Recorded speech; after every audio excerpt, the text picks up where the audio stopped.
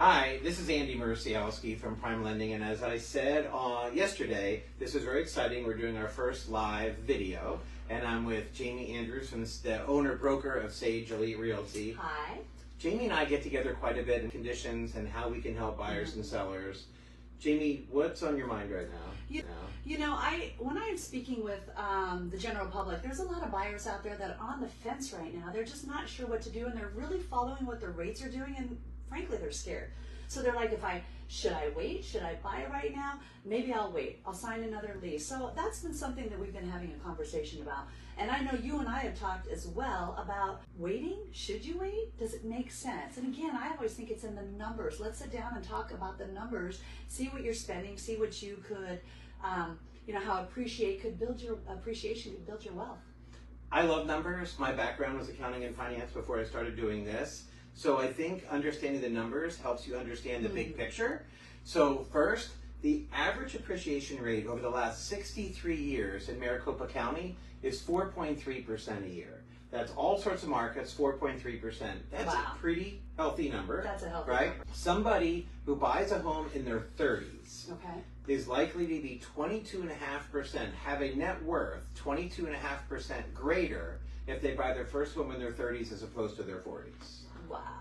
Okay. So in my mind, the sooner you start that clock of owning a home, the sooner it is before you start building that net worth. And then another number that kind of blows me away, this is a Federal Reserve study from a couple of years ago. It said the average net worth of a homeowner is 38 times that of a renter. 38 times that of a renter. So think about where you want to be in the future and how you want to build your wealth.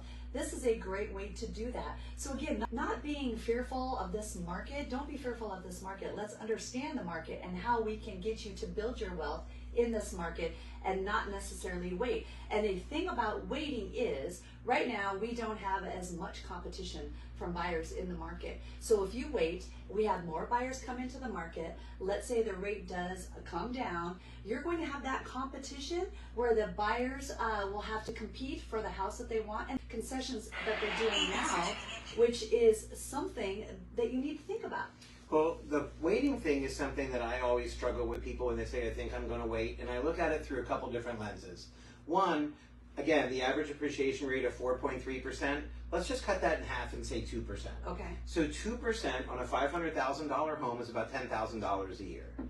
So if you say you're going to wait, you have to save at least $10,000 a year just to keep up with where the home that you wanted to buy will be a year from now. Okay, right? Wait, say that again? So if you wait, say, I'm going to save money, I'm going to save up and try to make a bigger down payment. The home at half the rate of appreciation, which is the average, or the average is 4%, half of that would be 2% of 500,000 is 10,000. So that home is likely to be at least 10, if not $20,000 more expensive in a year. So think about how much money you have to save just to buy the same home you could have bought today a year from now. Think about that. And then you think also too is buyers sometimes are like, well, if I'm spending $2,000 a month on rent, that's $24,000 a year that you're losing. You're not going to get that back. Gain that appreciation, you can use it on tax write-off. Again, building your wealth, because again, go back to those numbers about if you're in your 30s to your 40s. Talk about that again. I want to hear that one more time. The sooner you buy a home, so if you buy your first home when you're in your 30s, your net worth by the time you reach 50 is likely to be 22% greater than if you waited until your 40s. Wow. So think about if you bought in your 20s as opposed to your 30s and 40s. And then people are waiting for interest rates to fall. They might, and they probably will at some point, but really on a $500,000 loan, a reduction in interest rate from 6.5 to 6 saves $163 a month.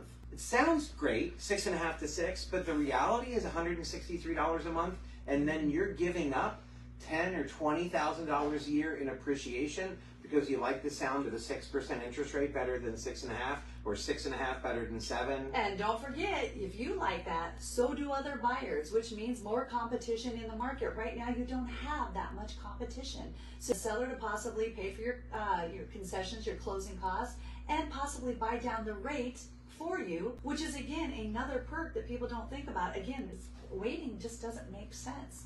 And if you're someone in your 20s, oh my gosh, think about the wealth that you can build. And you know what? Nobody told me this when I was younger, and I didn't know I could even buy a home. I thought, wow, I had to come up with 20%. I'm like, how are we going to ever do that? We have to borrow from someone. I didn't know that these options were available, and I bet you don't either. So that's why we wanted to bring this to you, because it's such great information. Well, I appreciate it. It's great to talk big picture. You know, we have to be educators and solution providers right now. So we need to let people know, you know, buying a home is a huge decision. Absolutely. But making the decision not to buy a home is an equally big decision. So just be informed no matter what it is that you're doing. And you also want to be informed now we're talking about buyers, but let's think about sellers in this market. Maybe I should wait, you know, my house is not quite where it needs to be, or I need to do some, upgrades. Stop, because we have a lot of buyers that want that HGTV look, and that's fine. You can still get that in this market. Loans that you can do, and I guess we're going to save that for next week, right? Absolutely. Renovation financing is a gem in today's market for both sellers and buyers, and we'll talk about that next week.